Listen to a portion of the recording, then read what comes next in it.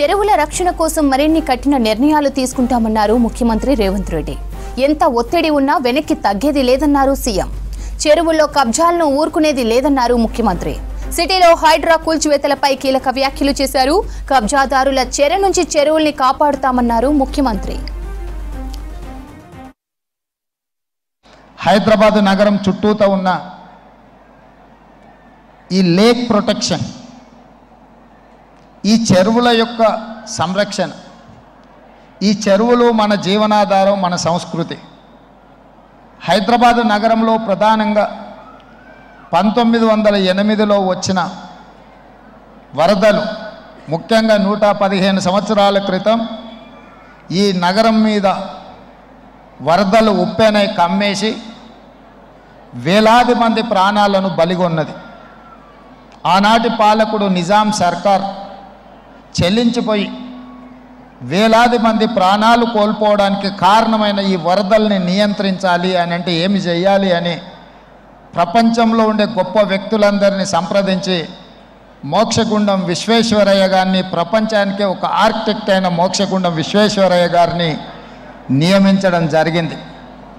వారు పూర్తిగా ఈ ప్రాంతాన్ని, ఈ క్షేత్రాన్ని, ఈ భూమి యొక్క నైసర్గిక స్వరూపాన్ని అర్థం చేసుకొని వికారాబాద్ అడవుల నుంచి వచ్చే వరదలని నగరం మీద పోటెత్తకుండా ఉండడానికి ఉస్మాన్ సాగర్, హిమాయత్ సాగర్ని నిర్మించి ఫిరంగి కాలువ ద్వారా, మూసీ నదుల ద్వారా, ఈసా నదుల ద్వారా వచ్చే నీటిని నియంత్రించి ఆ నీళ్లను నగరానికి తాగునీటిగా మార్చి ఈ ప్రాంతంలో గొలుసుకట్టు చెరువులను నిర్మించి హైదరాబాదు హెరిటేజ్ సిటీనే కాదు, Hyderabad is a lake city అని చెప్పి నిజాం సర్కార్ 100 సంవత్సరాల ముందే ఒక అద్భుతమైన కట్టడాలను నిర్మించి మనకు అందించాడు.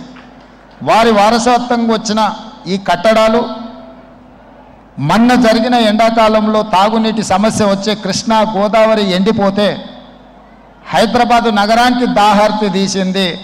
గండిపేట అంటే ఉస్మాన్ సాగర్, హిమాయత్ సాగర్ నుంచి ఈ నగరానికి తాగునీటిని వాడుకున్నామన్న సంగతి రాష్ట్ర ముఖ్యమంత్రి నేను చెప్పదలుచుకున్నా.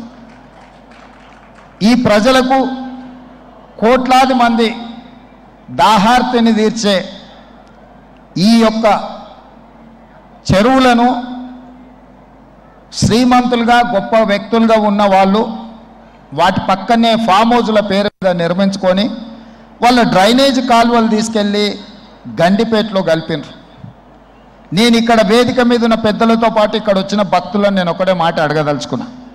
ఇవాళ వాళ్ళ విలాసవంతమైన జీవితం కోసం నిర్మించుకున్న ఫామ్ హౌజులలో నుంచి వచ్చే డ్రైనేజ్ గండిపేటలో హిమాయత్ సాగర్ తాగునీటిలో కలిపితే ఆ నీళ్ళు హైదరాబాదు నగరానికి తాగడానికి సరఫరా చేస్తుంటే వాళ్ళు నిర్మించిన అక్రమ నిర్మాణాలను వదిలేస్తే ఇక నేను ప్రజాప్రతినిధిగా విఫలమైనట్ట కాదా మీరు ఒక్కసారి ఆలోచన చేయండి.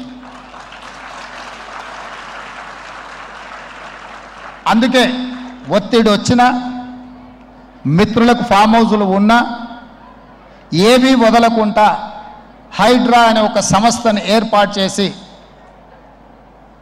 తెలియకుంటేనే ప్రజాప్రతినిధులం కొన్ని మన దినచర్యల్లో భాగంగా కొన్ని తప్పిదాలు చేస్తుంటాం. తప్పుదలు తెలవకుంటేనే కొన్ని తప్పులు జరిగిపోతుంటాయి. మరి ఆ ఖాతాను సవరించుకోవడానికి, ఆ బ్యాలెన్స్ షీట్ను సవరించుకోవడానికి తెలిసి కొన్ని మంచి పనులు చేయాలని నేను ప్రగాఢంగా విశ్వసిస్తున్నా, నమ్ముతున్నా.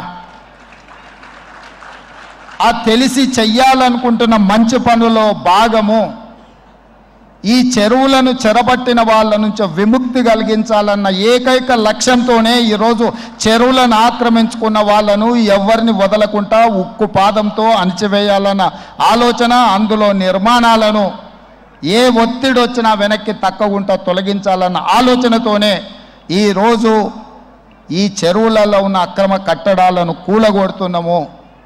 దీనికి స్ఫూర్తి భగవద్గీత అనే కురుక్షేత్ర యుద్ధ సందర్భంలో అర్జునుడు ఆయుధాలను కింద పడేసి రాజ్యం కోసం భీష్మ పితామహుడు, అదేవిధంగా కర్ణుడు, దుర్యోధనుడు, దుశ్శాసనుడు నా సహోదరులందరూ ఆ పక్కన నించుంటే రాజ్యం కోసం వాళ్ళందరినీ సంహరించడం వాళ్ళని సంహరించి రాజ్యాన్ని సాధించుకోవడం ద్వారా ఏమి ఉంటుంది, ఏం మనశ్శాంతి వస్తుంది అని చెప్పి అర్జునుడు యుద్ధతంత్రం నుంచి తప్పుకుంటా అన్నప్పుడు శ్రీకృష్ణ భగవానుడు బోధించిందే భగవద్గీత.